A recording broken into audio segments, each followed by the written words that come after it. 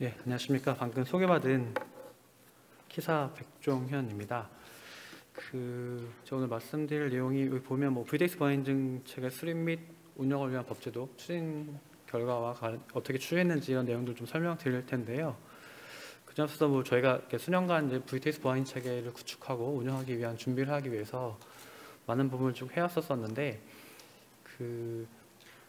VTX 보안체계가 조금은 생소할 수도 있다는 생각이 들어서 간단하게 설명을 드리면, 제가 잘 협력 주행을 하려면 좀 중요한 것들이 이런 데이터에 대한 교환들입니다. 차량과 차량 간에 대한 데이터 전송이나 아니면 차량과 교통 인프라하고의 통신을 하면서 전송되는 정보들이 있을 텐데, 이런 메시지들에 대해서 제대로 된 메시지인 건지 또는 중간에 변조되거나 바뀌지 않은지 이런 것들을 보장해주기 위해서 하는 것들이 이 VTX 보안 인증 체계라고 보시면 될 거고요.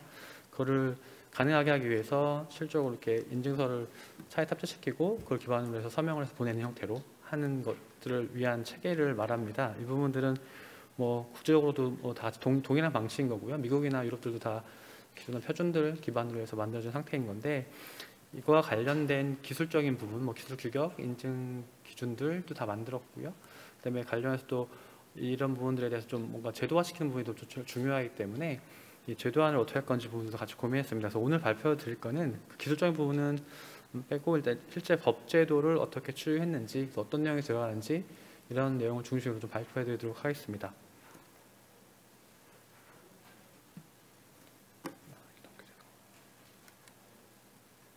네, 목차는 이렇게 되어져 있고요.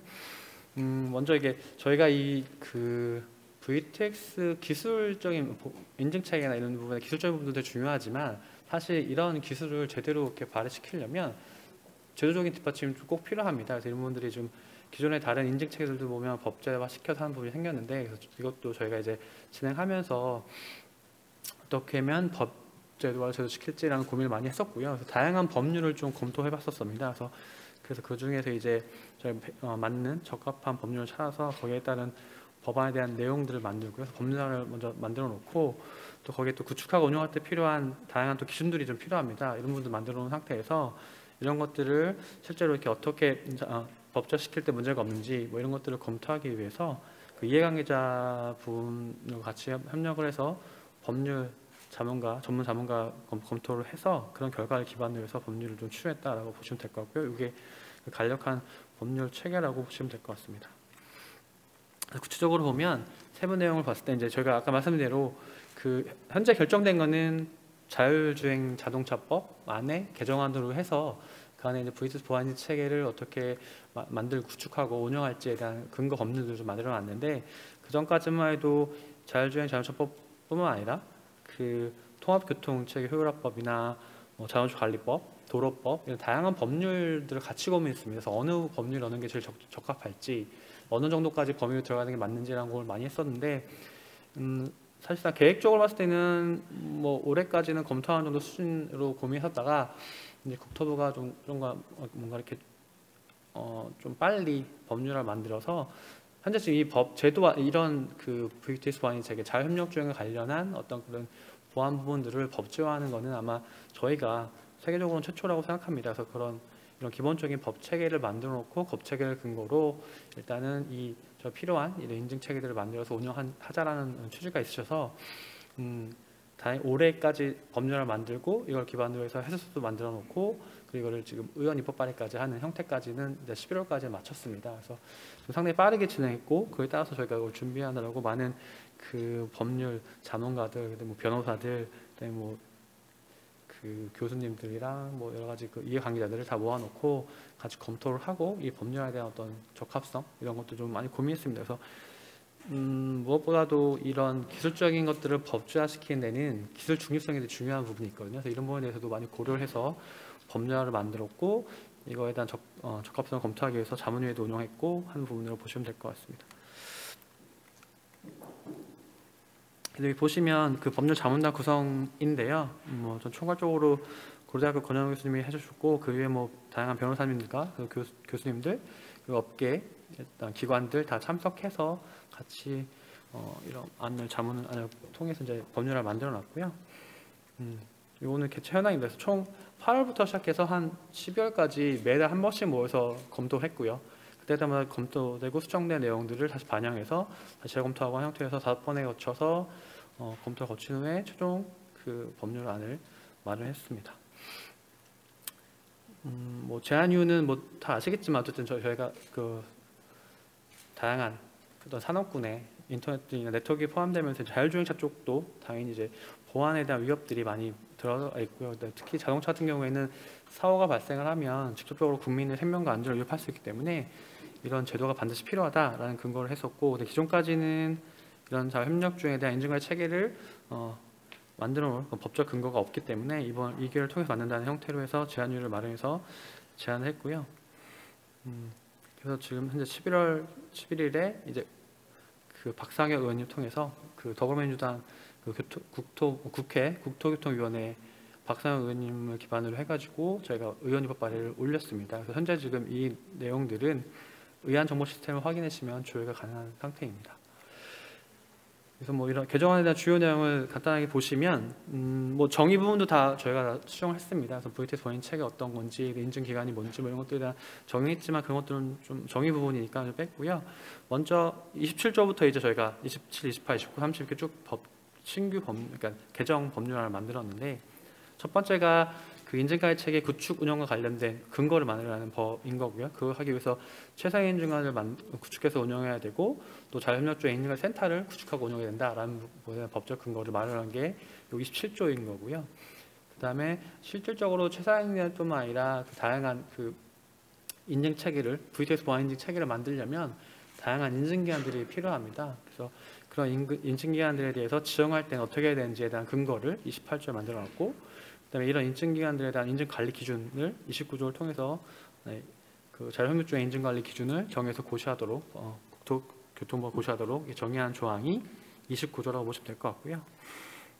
30조가 이런 인증업무 규칙, 그래서 인증기관이 인증업무 개시하기 전에 어떤 필요한 인증관리 기준을 정의하고 이거를 국토교통부 장관한테 신고하도록 하는 근거 법률을 만든 것이 30조에는 자율협력주행 인증업무 규칙인 거고요.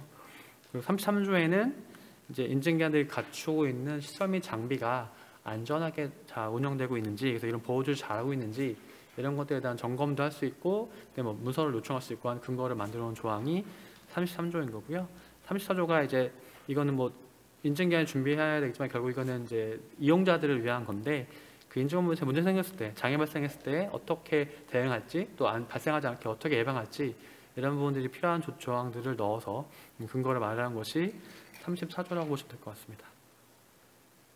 그래서 이런 법률안들의 대부분을 보면 실질적으로 이 VTS 보안 체계라는 것이 다양한 인증기관들을 잘 관리해서 안전성을 확보하고 국민들한테 안전한 자율협력주행을 제공하기 위해 필요한 부분이기 때문에 어떤 그런 실질적으로 이런 체계를 잘 운영할 수 있게 인증기관들을 잘 관리할 수 있고, 또한 그 사고 발생했을 때 제대로 대응할 수 있게, 그래서 국민들한테 뭔가 또 문제가 안 생길 수 있도록 하는 부분들이 주요한 그런 법률 개정안의 주요 내용들이 그런 내용이라고 보시면 될 것 같습니다. 또한 이제 법률안만 써 있으면 이제 어떤 내용인지 모를 수도 있고 이게 왜 만들어질지 모를 수 있기 때문에 이 관련된 해설서들도 저희가 전체적으로 다 만들어 놨고요. 그 자율주행 자동차법 관련 개정안 해설서하고 일반 법률 해설서들을 다 포함해서 나중에 참고하실 때 이거 보시면 좋을 것 같습니다.